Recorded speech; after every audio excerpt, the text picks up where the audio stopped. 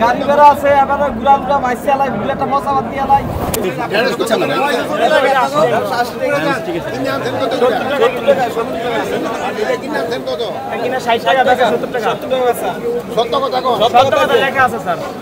এখন কোনো চাঁদা নেই না, দোকান ভাড়া লাগা 20,000 টাকা, দুই দোকান।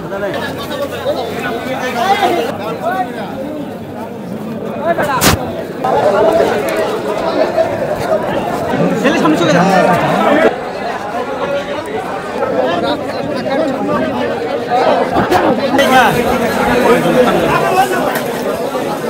আমরা চাচ্ছি এই বাজারটা সুষ্ঠু এবং সুন্দরভাবে চলুক, কিন্তু কিছু কিছু ভাই আছে আমাদেরকে ডিস্টার্ব করতেছে, এইটা যাতে না করে আমাদের দেখার সাথে সাথে তারা আমরা আইনের আওতায় নিয়ে আসবো।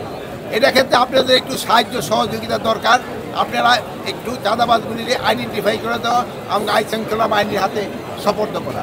এখানে জিজ্ঞেস করলাম মোহাম্মদপুরে ভাইয়েরা তো এখন আমাদের বললো যে চাঁদাবাজ নাই, কিন্তু আদারওয়াইজ চাঁদাবাজি করে কিনা ওনারা বলতে পারে।